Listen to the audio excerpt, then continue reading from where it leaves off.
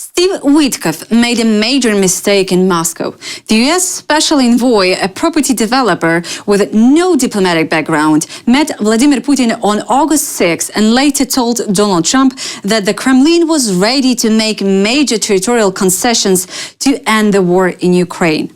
According to Reuters, Witkoff then briefed European leaders that Putin was prepared to withdraw from Zaporizhia and Kherson in exchange for the withdrawal of forces from Donetsk and Lugansk.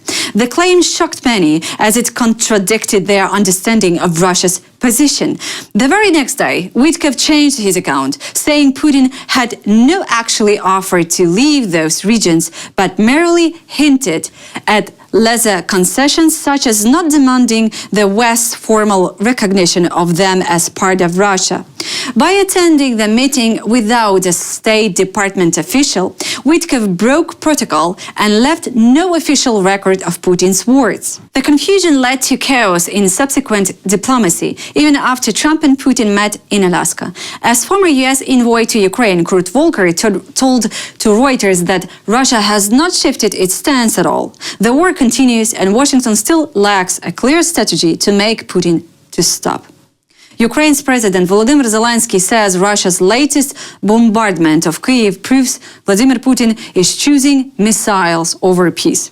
At least 21 people were killed and 48 wounded when Russian drones and missiles struck the capital early on Thursday. Among the targets hit were offices belonging to the European Union. It was one of the biggest Russian aerial assaults on Kyiv since the start of the full-scale invasion, and it came as US-led peace efforts continued to stall. Ukraine's Air Force reported that Moscow launched nearly 600 drones and more than 30 missiles across the country, most of them aimed at Kyiv. The Kremlin insists it still wants to continue talks, despite what officials at Kyiv describe as one of the largest attacks of the war. Lithuania's defense minister has called hopes for peace talks with Russia naive after one of the deadliest air attacks on Kyiv this week.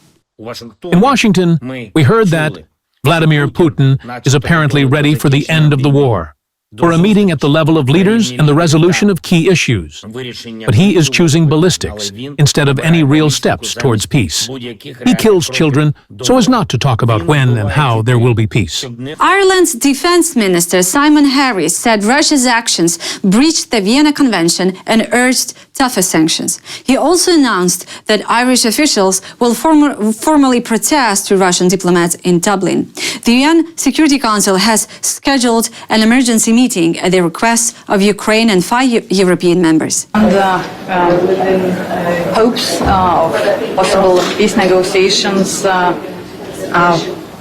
at least naive. One would look what is happening in Ukraine, what just happened yesterday, when 23 people were killed in Kyiv, when diplomatic missions were bombed, when we see that all Putin is doing is really stalling, actually cheaply buying time to kill more people.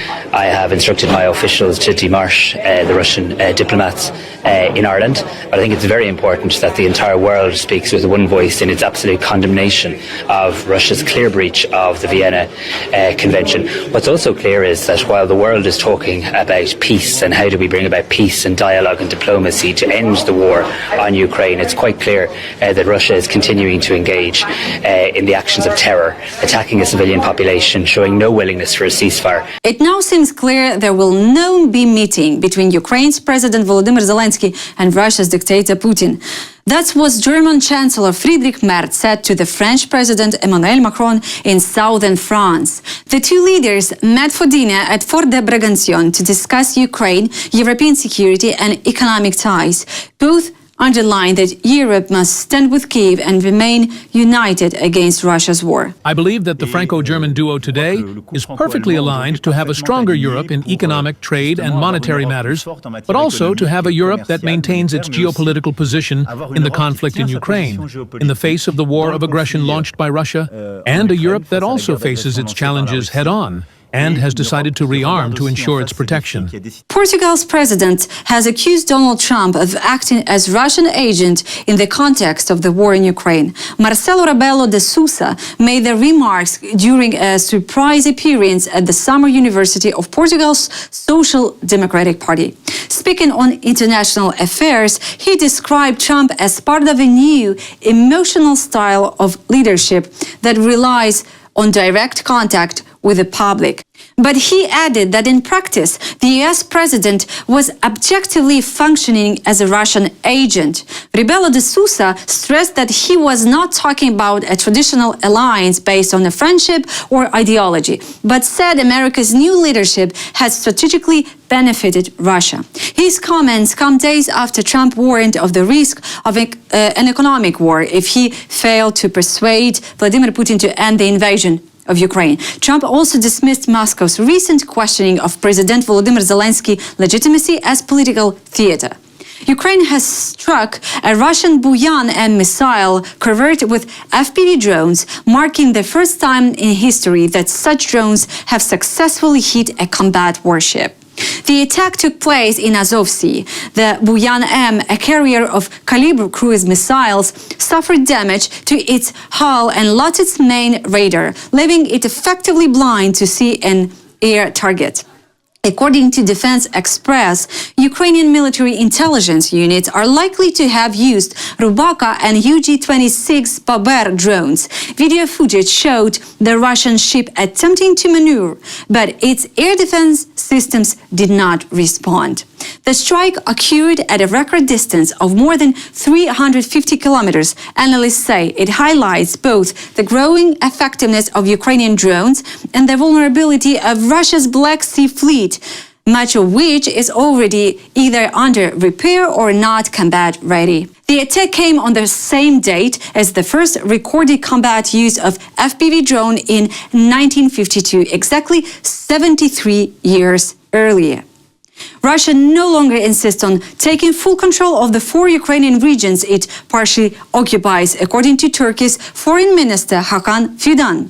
He said that during the third round of talks hosted in Turkey, Moscow presented its updated position. He noted that while Russia previously demanded all administrative borders of Donetsk, Luhansk, Zaporizhia and Kherson, it has now scaled back its claim. According to Fidan, at least, Russia is now seeking full control of the Donetsk region and to hold its current positions along the front line in Zaporizhia.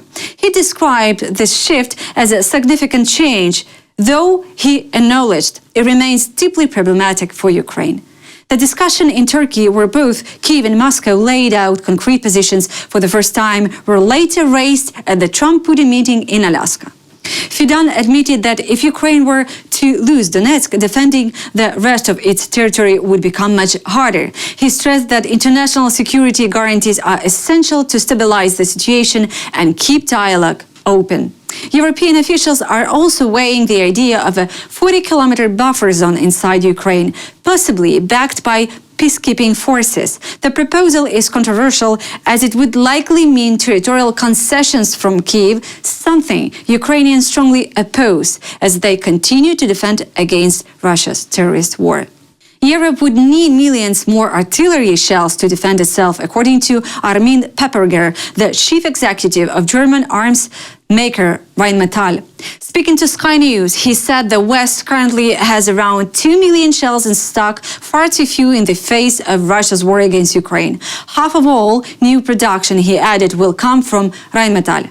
Pepperger recalled a conversation with President Volodymyr Zelenskyy, who told him Ukraine would need at least 2.5 million shells in a ceasefire scenario and 4.5 million if the war continues. Rheinmetall is rapidly expanding production with new factories in Romania, Bulgaria and the UK. Even so, Pepperger estimated it could take 10 years to fully rebuild Europe's stockpiles. He said Europe would still be able to defend itself if attacked sooner, but warned the threat of a Russia assault on NATO in the next 5 years is forcing governments to rearm at speed. That's all for now. Thank you for watching us, and for more content about Ukraine, please subscribe.